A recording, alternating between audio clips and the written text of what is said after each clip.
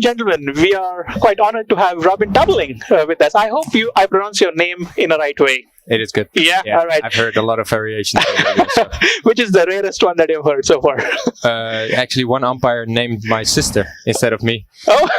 So it was irritating. I was quite surprised about that one. That's for the record books. But hey, good match today. Ellie and I were just speaking that you played your mixed doubles and then men's doubles in matter of like 45 minutes. As a top athlete, is that adequate recovery time for you to just get ready and then start playing? Actually, in a long weekend like this, I prefer to have not long intervals. Yeah, it can be quite long days in the hall. Yeah.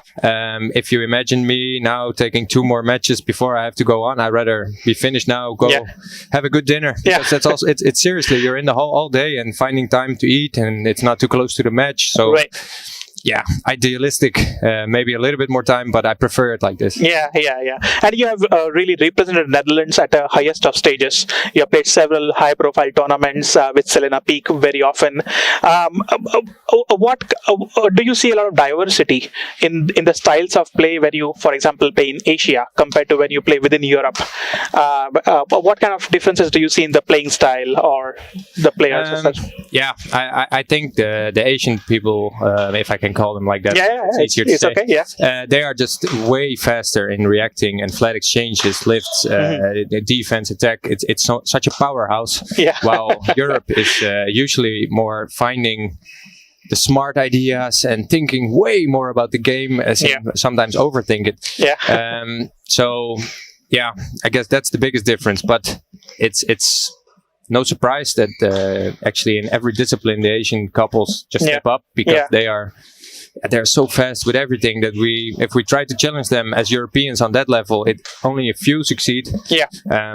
I won't. So I will for sure try to be a little bit more taking the pace out and stuff like that. Right. Try to be. Yeah, but you're very. I mean, the one thing that you notice with your gameplay is that you're extremely nimble and agile at back of the court, and whenever you get a chance, you try to finish it with your booming smashes. I think it more often than not you see that once you smash, it ends the point. Really. Yeah. But is it something that you train specifically for? Definitely. As I'm actually focusing internationally only on mixed doubles. So mixed doubles, the ideal position is of course girl in the front, guy in the back. Right. So that's the place where I work the most, where I am the most. So I definitely in my practice make like 80% that part of the court. Yeah. And I just have to be aggressive, patient, varying and stuff like that. So yeah, but again, in here it seems easy. But if you go, I have to say the shuttles are quite fast. Yeah. If you go to the big tournaments with the slow halls, you have to be so much more patient. And the smash is no winner. Right. Even if the girl is straight, she just lifts it back. Like I just played a drop shot. So it can be frustrating. Yeah. Well, speaking of mixed doubles, when we saw your match with Jamie, the quarterfinals, one thing that we noticed in the first game was that in the second game maybe they were focusing a lot on Jamie. They were trying to avoid you as much as possible, and then that really worked for their advantage. But then at certain points when you realize that they are focusing on your female partner, what are some of the strategies that you do to come back in the game? If I have to give away initiative, I used to try to keep it more on my own side. So the cross smash has to go to the girl, and she has more time. And it comes just a little slower. But the best thing I try to do is to don't give away the initiative. Yeah. And I actually think we, in the second and third, we succeeded quite good in that. Yeah. We stepped up our game, and I think Jamie, as a young player, also really after the first game, if you lose it, she really stepped up. Yeah, she did. She moved really well, which is so important in a mixed double, because if I play a good neutralizing shot, but the girl's not moving up or not stepping in, we can start over. So credits for her to that. And like I said, my job is not to try to give the initiative away. And if I do it, own side, so it's a little easier for her. Oh yeah, that clearly worked for you guys. So as you know, badminton is, once you fall in love with badminton, it's very hard to stop thinking about badminton. So how do you unwind, or how do you detach for relaxing? Yeah, that's a good question. But basically, also because our days are at home always filled with a lot of training, etc. So all you think about is when do I have to leave and blah blah blah. How did training go? What can I improve? But in the weekends, I just I go out for a walk with my girlfriend. I have to say it's different than tournament life. In tournament, it's basically a lot of focus on the badminton. Right. But when you're at home, you get used to it. And you train so much that you have so much thinking about badminton that it's also easier to let it go and to leave it a little bit beside you and enjoy the weekend. Because also after a week of training, I can be totally done, pretty tired, and then it's okay to leave it behind. It's not that difficult. Now, what are some of your other interests beyond badminton? I have to say I play a lot of Call of Duty with my friends. So I'm pretty up to that. And me and my girlfriend were actually pretty... we like to play board games, like small board games, dices, and stuff like that. So we do that a lot. So we're both competitive. So that helps a lot. But we go out, we have a walk, we go to the nature, we grab some food. In the weekend, you have more time to cook, stuff like that. It's nothing I can really pinpoint like this is my go-to hobby. No, I don't see it like that. No. It's just all random things. Yeah, random things. Yeah, that helps. Robin, one of the things that we often hear is having a very busy BWF schedule internationally, and as a top sporter in Netherlands, how do you approach or how do you plan for the entire calendar year? Yeah, that's also actually the last few years they really clamped it up because of COVID. So they tried to make this tournament blocks, which is smart with the travel restrictions, but it's hard for players. Right. We're focusing on the level of the tournament. So we don't want to miss any 750 or above. Right.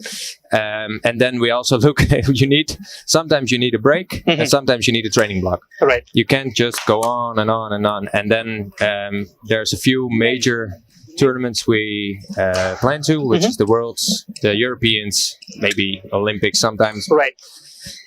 Yeah, it's a lot, but it's also not undoable or something. If you plan the right way, and also sometimes just if you go to Asia for 3 weeks, after 2 weeks you're totally done. Just go home.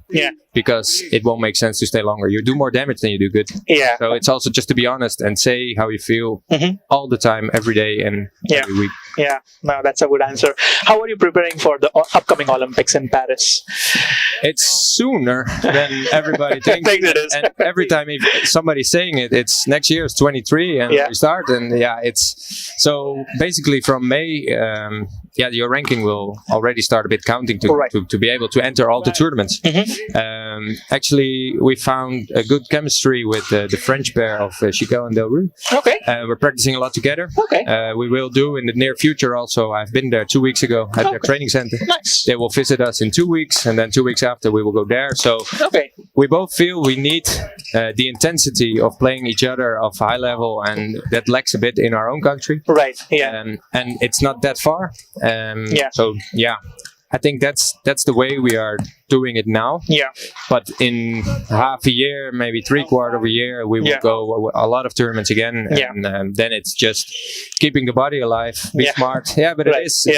Treat yourself and treat your body right. And just go all in again. No, that's good.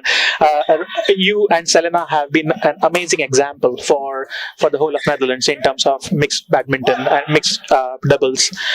What are some of the tips that you would give to aspiring young people who are also looking at you and also trying to make a career out of badminton as well? I hope that if you look at my game that I'm having a lot of fun. So that's always tip number one. Because if you do something you don't like to improve, you won't improve, you won't enjoy it, then that's already lesson number one. And lesson number two is be patient, because that's what we actually also still recognize. The further you get, the more shots it takes to win a point. Don't take a 40-60% chance, because in the end then you'll lose the match. So get disciplined and work your way into games, and if it's not the right time to finish the point, then take it one more. Wait for it. Yes. Yeah, indeed. Oh, excellent. One last question. Who's your favorite men's and women's doubles pair in the whole world? Currently or over the past? Currently. Woo. Can I also say mixed doubles? Yeah, sure. Okay. I really like Watanabe and Higashino. Yeah, he is so fast. And she is actually maybe also as fast as he is. Right. They play aggressive. They play entertaining. I think that's the right word. And they are just so incredibly solid. But yeah, actually, you can't also say that the Thai pair is not doing. They are absolutely amazing. They're playing a so much smaller game with so much athletic changes, and they're so good at it that I actually also think they're the tough ones. I'm down 5-0 to them, so head to head. So I also have to give them some credit. Excellent. Hey, Robin, you must be tired after a busy day. I'm hungry. So I'm going to let you go, but thank you so much for spending time with us. It was nice to share a personal side of Robin Tabeling today. So thanks for spending time with us, and all the best for tomorrow. Thank you, and good luck with the last few matches. Thank you so much. All right.